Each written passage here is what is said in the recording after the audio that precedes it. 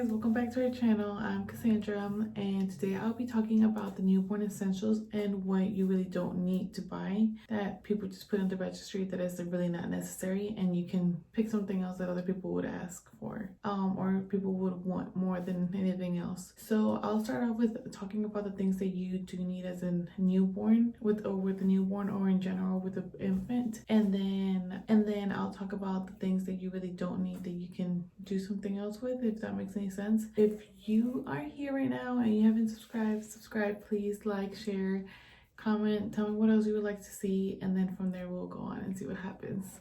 So the first one that I think it's really necessary as a newborn would be swaddle blankets or swaddling blankets. Some people do use the muslin blankets and they help a lot. I have noticed that the stretchy ones, the lycra ones, I don't know if that's the right way to say it, but in Spanish, they're lycra, or the stretchy ones. Those are better for me to swaddle Kensley because she loves pulling her arms out, and that one just gives her like really like the comfort feel, rather than the muslin ones are kind of like, they are stretchy but not as comfortable and soft.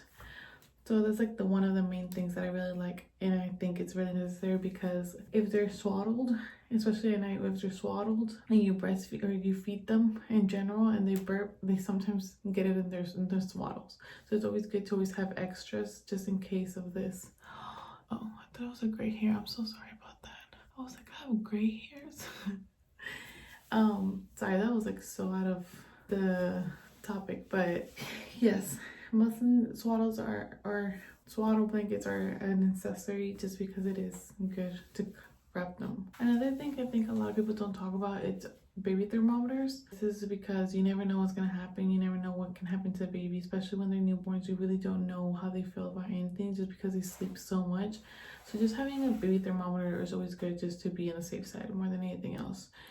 Another thing, nail clippers. Like since day one, some babies will be born with long nails. That's one thing I wish I would have had in my hospital bag, just because with Kensley, she had really long nails, and I just felt so bad, like her like wanting to scratch and everything. So I always had her like wrapped. I didn't want her to touch her face at all. Like that's the one thing I wish I had in my hospital bag that I didn't have, and I didn't need it with my past two babies, so I didn't have to worry about that. But with Kenzie, I wish I had a nail clipper. So if you don't have a nail clipper, get it as soon as possible, because the baby's nails grow so fast. Like literally, I'll cut Kenzie's nails on Monday, and by Thursday they're really long again. So nail clippers is like a must for me, like for sure. Another thing is a baby swing. Sometimes the babies just want to be held, or they just want to be feeling the motion of something moving. So the baby swing is a must for me. I don't think it matters what brand it is. As long as it just moves and has a motion with it, that's all they care about. Like the babies are not gonna know the brand, so you're fine with that. This I've gone through so many, and I have so many, and I always think that I always need more, but I'd rather be washing just because I know she'll grow out of it. But burp cloths, like burp cloth bibs, burp cloths, like the long ones are usually better because like if she like spits on one side, she still has the other side. But oh my goodness, I go through them so much, and I have so many, and I still think I need more. With Scarlett didn't have a colic, but she did have a reflex, so she was always spitting up. Penelope, she really didn't spit up that much, but being newborn babies, since the mouth of their stomach is still not closed fully, they're always going to be spitting up. So it's always a necessity to have a burp cloth around you. If you don't have a burp cloth, a bib or something, because they will have their neck wet, or like out of nowhere, like they'll burp but they'll spit up later on, and so it's always a necessity to have a burp cloth or a bib with you 24/7. So the more burp cloths you have, the better. A hooded baby towel, because it covers their head, you're able to wrap them around the towel, and they're still warm enough to where with the hooded baby towel you can actually like massage their head and like dry their scalp and everything. So that's one of the good things about it. It just keeps them more warm. I personally think so. This, I don't know if people really think about this, but the baby bottle brush, like all of that essentials, it comes with a lot. Like whenever you buy bottles, you need the baby bottle brush, you need the standing rack where you dry them, the sterilizer, like you need, but the baby bottle brush, like people don't remember that until they're using their sponge with the dishes, which I don't think that's sanitary for me. Okay, so this For me, I think I take this as a necessity because I always put this underneath the clothes, and it's the white Gerber onesies. And I say the white ones is because you won't see it with anything. Like if it's a thin shirt that's like orange or something, you won't be able to see through. And it keeps the baby warm, and the babies always want to be warm, especially because they were always like inside the womb, so they were never cold. So I always have Kensley on an under white onesie, and then her clothes, just because I want her to be layered and I want her to be warm, because I know their hands and their feet can get cold really easily. So I bet her whole body would be cold. So I always try to layer her with like a onesie underneath and then her clothes. So I would recommend just having at least 3 or 4 just to be on the safe side. This I for sure recommend. Like this has helped so much, and it's a white noise maker, a white noise like a little machine. We have, I don't know which one, but I'll post a picture right here. But it's helped so much because we'll turn that on and she won't hear any one of us talking, or she'll get used to people talking around her to where it doesn't wake her up. So like me and Eric, or like me and my family, since my parents are here and my cousin are here, we'll be talking and she'll be like passed out. So she's already used to having that noise around her, rather than having a baby to where like you have to be really quiet and whispering and whatnot. I don't go with that. So I'd rather be on the safe side and just have the white noise going on, having people around talking to her so they can get used to it. Just because you never know what's gonna happen or when it's gonna happen, I would always recommend having baby diaper cream. Some babies can get a rash from a certain brand, so it's always good to just try different ones until it works. Sometimes certain diaper creams won't work faster than other diaper creams on certain babies, and it just depends on the baby's skin, if they're allergic to anything, etc. Those are usually my essentials for a newborn. Obviously diapers, a bassinet.